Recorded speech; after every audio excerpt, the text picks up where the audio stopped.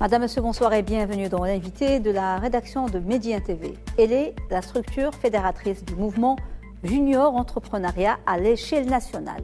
La CJEM, Confédération des juniors entreprises marocaines, a été créée pour préparer les étudiants à devenir de futurs entrepreneurs et cadres et contribuer ainsi à mettre en place une synergie socio-économique et une collaboration entre l'entreprise et l'université pour répondre aux besoins évolutifs du développement socio-économique du pays, mais aussi pour promouvoir et valoriser le concept des juniors entreprises au niveau national et lui donner un statut juridique propre. Et à l'occasion de la tenue de la 4e édition du Congrès national des juniors entreprises marocaines les 24 et 25 décembre prochain à Casablanca, sous la thématique « Le devenir de l'entrepreneuriat des jeunes dynamiques du développement durable », nous avons le plaisir de recevoir ce soir sur notre plateau M.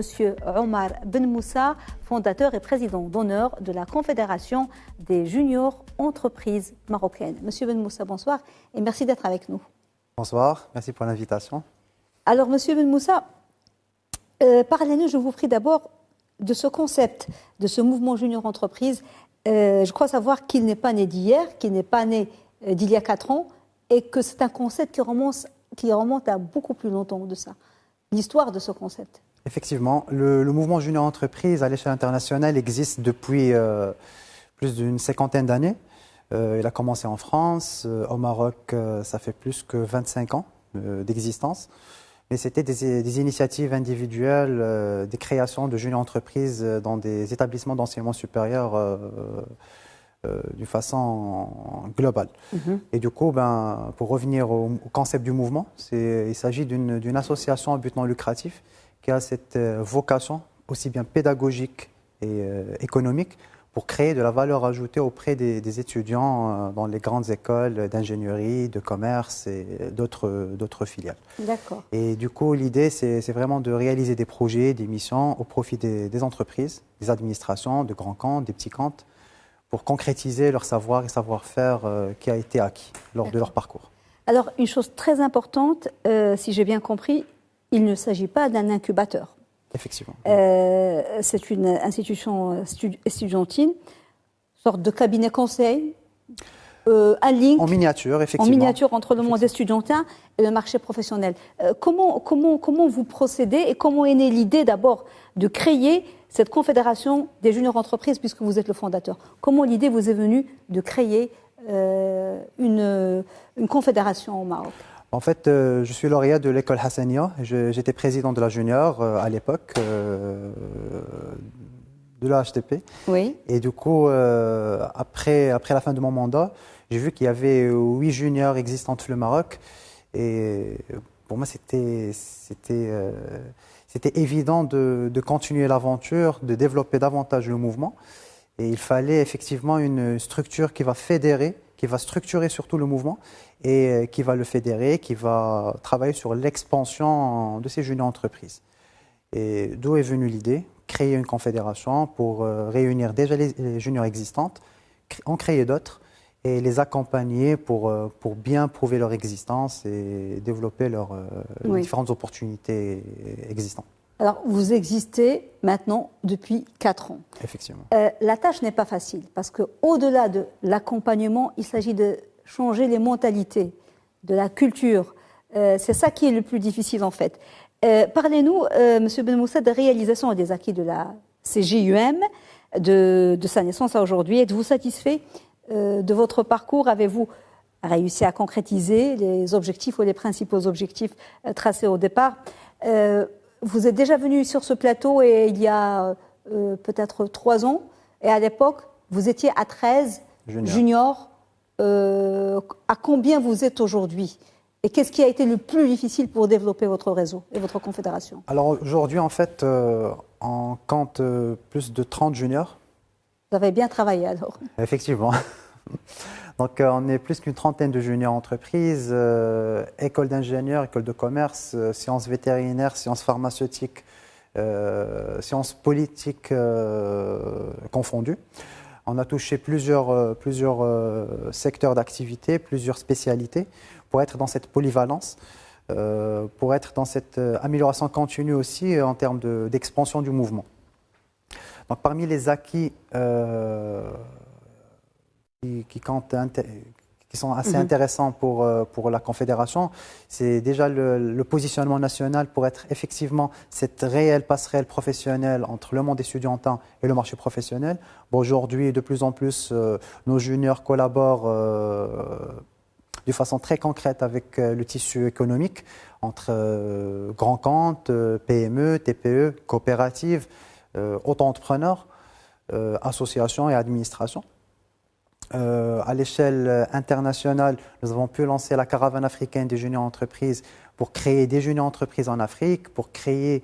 Vous avez fait combien de pays à peu près Une dizaine de pays entre Togo, Bénin, Afrique du Sud, Madagascar, Kenya, Côte d'Ivoire, Sénégal. Bon, une dizaine de pays pour créer des juniors, pour accompagner à la création des confédérations nationales dans chaque pays, pour inculquer cet esprit d'entrepreneuriat aux jeunes. Donc c'était aussi bien une casquette de formateur et une casquette d'accompagnateur qui va accompagner un peu cette jeunesse.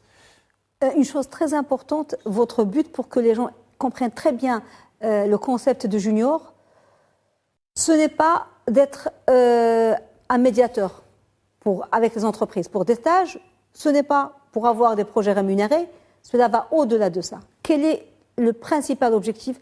Vous avez des étudiants dans une grande école ou autre, parce que vous commencez à essayer de vous ouvrir aussi à quelques universités, vous en avez fait l'expérience.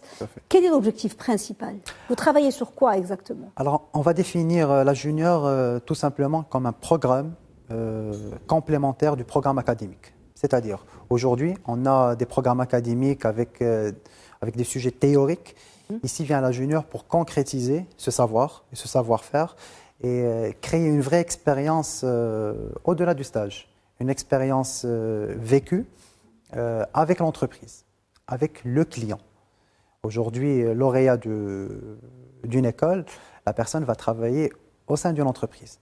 Donc, l'expérience d'une entreprise va permettre à cet individu de vivre cette expérience avant sa diplomation.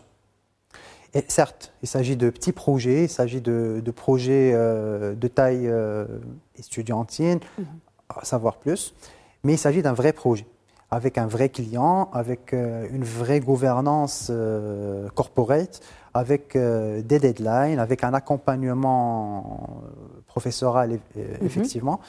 Et du coup, ça permet déjà de répondre à une question qui est importante. Est-ce que je suis fait pour le salariat ou bien pour l'entrepreneuriat?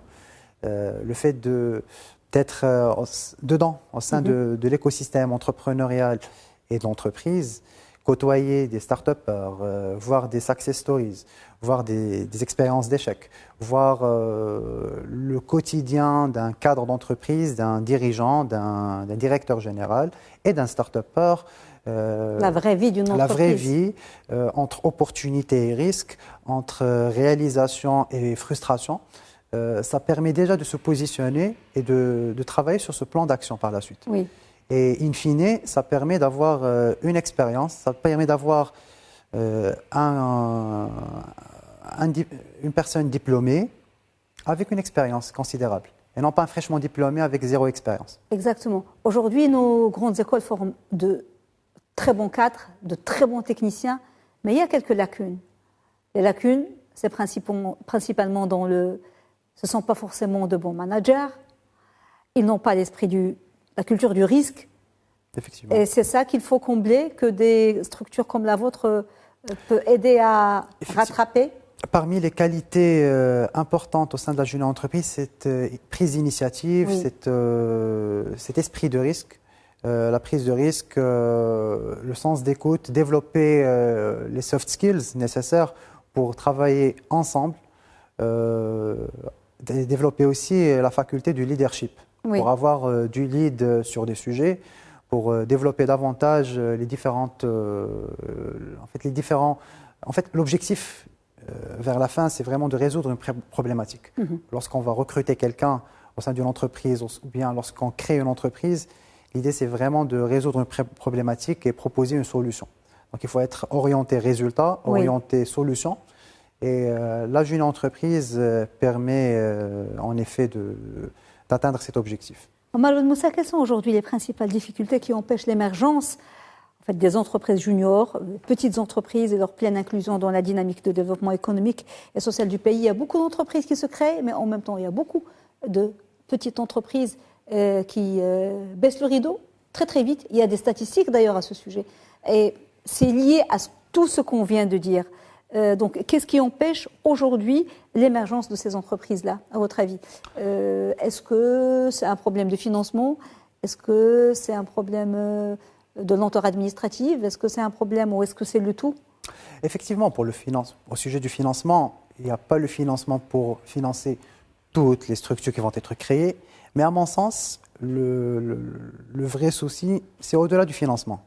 Un bon dossier pourra avoir le financement nécessaire, que ce soit à l'échelle nationale ou internationale. Aujourd'hui, on voit plusieurs programmes de financement. Et à mon sens, la réelle douleur, c'est vraiment gérer, c'est la post-création. C'est après la création d'entreprise. Oui. Et c'est la vraie douleur de l'entrepreneuriat au Maroc, c'est former les gestionnaires, c'est former les managers de ces structures avec cette prise de risque, avec cette prise d'initiative, avec toutes les qualités pour gérer des ressources humaines. Parce qu'in fine, en tant que chef d'entreprise, au-delà de la matière première pour sortir un produit ou bien pour prester un service, il s'agit d'une gestion du capital humain. C'est une étude à part. Oui. C'est du vécu, c'est d'une expérience humaine qu'il faut développer. Et c'est un peu d'empathie et une intelligence émotionnelle qu'il faut nécessairement disposer. Oui. Et ce ne sont pas les cours théoriques qui vont le permettre d'avoir ceci. Oui, et ça aide à ne pas rester confiné dans sa spécialité pure et dure, parce qu'on peut être un manager, être d'une école ingénieur des mines et pouvoir être polyvalent grâce à ce savoir managérial et à cette intelligence émotionnelle de manager des entreprises qui sont dans d'autres secteurs, à l'opposé de notre formation initiale. Avec cette mondialisation, en plus avec cette pandémie, aujourd'hui ce qu'on cherche, en fait l'entreprise, ce que cherche aujourd'hui, c'est vraiment un profil pluridisciplinaire, oui, qui peut toucher à tout, qui peut résoudre un problème. Et en fait, la spécialité, certes, c'est important comme une première base, mais pour escalader les échelons, pour avancer dans son projet professionnel, avoir une casquette pluridisciplinaire, c'est très primordial. Oui, et un très bon diplôme ne suffit pas. En fait, c'est devenu archaïque. Même l'école la plus prestigieuse. C'est une porte d'entrée, c'est une clé. Oui. Mais pour la première porte. En fait, c'est la clé de la première porte, mais pas pour succéder, pour avancer. Alors, Omar Ben Moussa, vous en êtes à votre 4e congrès national. L'année dernière, vous avez tenu le 3e congrès malgré la pandémie. Et l'année dernière, c'était sous le thème digitalisation et entrepreneuriat, en conjonction oblige entre challenge et opportunité, alors que pour le prochain, vous avez opté pour le devenir de l'entrepreneuriat des jeunes, dynamique du développement durable. Pourquoi ce choix? Pourquoi ce thème? Alors actuellement, déjà avec la pandémie, c'était nécessaire de valoriser la transformation digitale de l'entreprise et la mettre au cœur des préoccupations, entre autres. Parce que l'entreprise qui n'a pas su se transformer son ADN, son mindset, malheureusement, comme vous avez dit, elle a baissé ses rideaux. Cette année, le challenge est double. Effectivement, la pandémie, c'est un état constaté. On ne va pas se lamenter. Ouais. L'idée, c'est vraiment comment avancer. Et c'est pour ça qu'on a vu que cette année, le grand challenge va être de se focaliser sur le potentiel humain qui est nos juniors entrepreneurs, qui est la jeunesse, de façon globale. Et parler du devenir de cette jeunesse pour être le vrai moteur du développement durable du Maroc. Effectivement, après les préconisations de la commission spéciale, après les différents rapports et études menées sur la jeunesse à l'échelle nationale et internationale, il n'y a pas 36 000 recettes pour réussir un modèle de développement. il faut investir sur la jeunesse, former, ouvrir des opportunités et surtout accompagner ces jeunes. C'est eux qui vont être les créateurs de richesse et la vraie valeur ajoutée in fine. Oui. Et du coup, pour cette édition, ça va être une édition spéciale jeunesse, employabilité et insertion professionnelle. Vont être les maîtres mots du 4e congrès, effectivement. Comment vous allez vous organiser pour ce 4e congrès? Est-ce que ça va être un congrès hybride comme l'année dernière ou en tout présentiel? Et il y aura combien de personnes? Ça va être hybride? Ça va être hybride. Pour se prononcer sur le nombre de personnes, on attend les confirmations. Mais c'est déjà prévu, c'est un congrès hybride. On ne va pas dépasser le nombre qui va être prescrit par la suite. Et la logistique est déjà préparée dans ce sens. Une version présentielle et à distance. Vous m'avez parlé d'autre chose, d'un autre événement. Dans la foulée de ce congrès, c'est le think tank dont vous m'avez parlé. Effectivement. En fait, au sein du congrès, il y aura plusieurs activités. En fait, pour nous, le congrès, ce n'est pas une simple manifestation. C'est plus la réunion de tout le monde, de tout l'écosystème, pour parler un peu des différentes réalisations des jeunes entreprises, les différents updates de la scène entrepreneuriale et mettre en œuvre les différentes initiatives. Du coup, cette année, pour une première, on a lancé le think tank des jeunes entreprises avec une seule thématique primordiale, c'est l'employabilité des jeunes. Et du coup, l'idée, c'est vraiment de participer pour résoudre cette problématique, pour proposer des préconisations. Mais cette fois-ci, ça va être avec une touche spéciale. Ça va être un think tank pour les jeunes, fait par les jeunes, au profit des jeunes. Donc, il n'y a pas meilleur de parler des jeunes que des jeunes.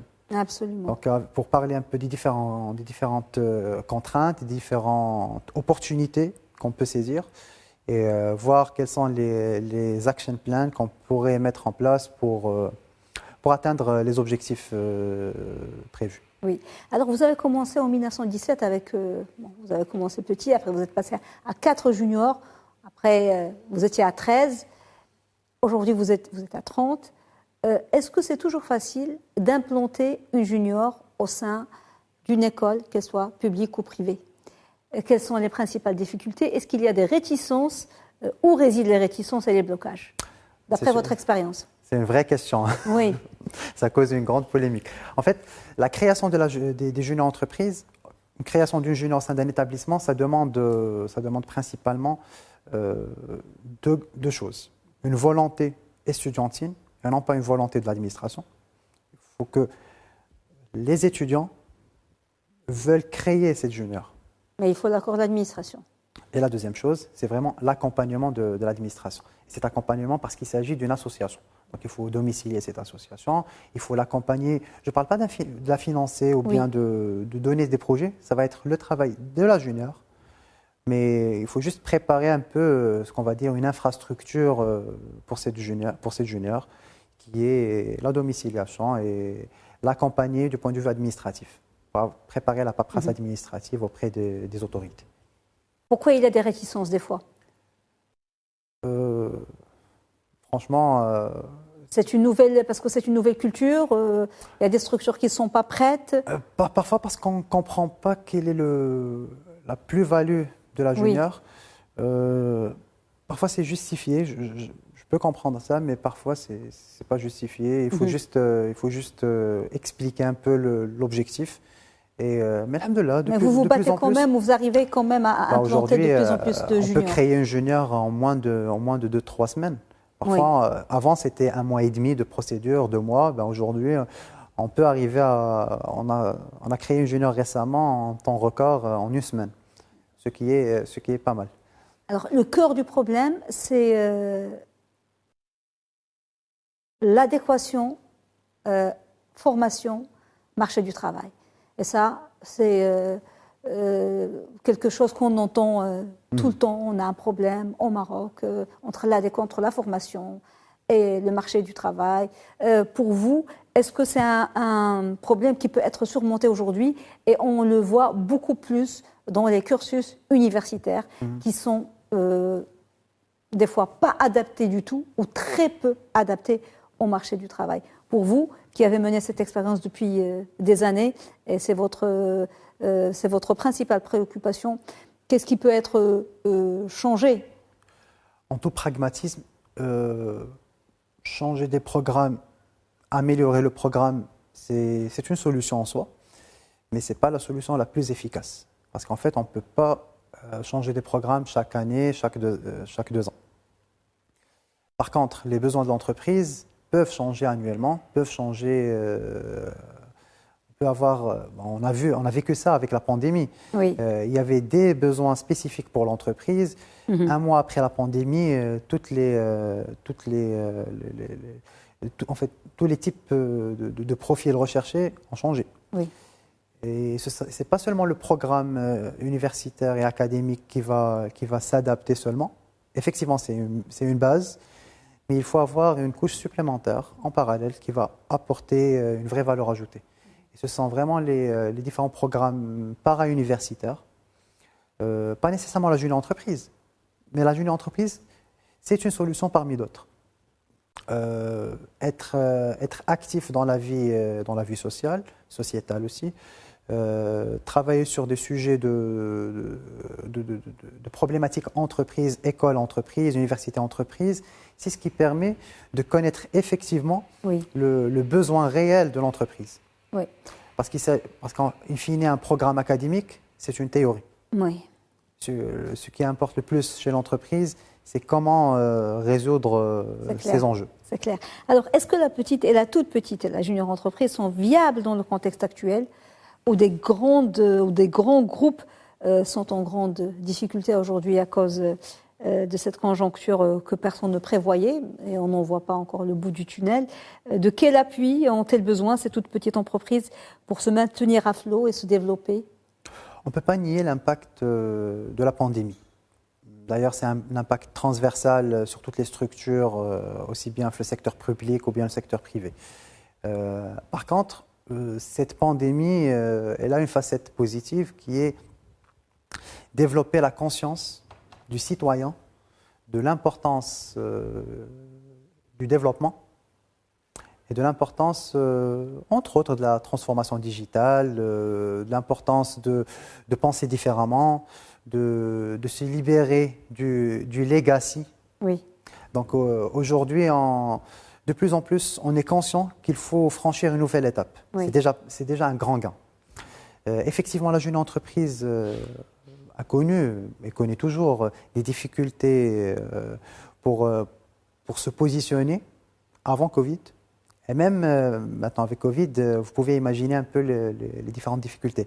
Par contre, ça a permis aussi d'avoir un bon positionnement pour accompagner ces petites entreprises, ces coopératives, ces individus dans leur transformation en réalisant parfois une petite prestation, quelques jours d'accompagnement, mais ça permet aussi de montrer le potentiel.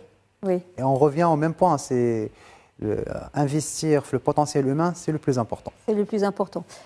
Omar Ben Moussa, merci beaucoup d'avoir répondu aux questions de Média TV. Je rappelle que vous êtes fondateur et président d'honneur de la CJUM, Confédération des juniors entreprises marocaines. Et je rappelle votre actualité, c'est le 4e congrès de la Confédération qui aura lieu les 24 et 25 décembre à Casablanca. Merci beaucoup. Merci à vous. Merci. Madame, Monsieur, merci beaucoup de nous avoir suivis. Excellente suite des programmes sur Média TV. Très belle soirée.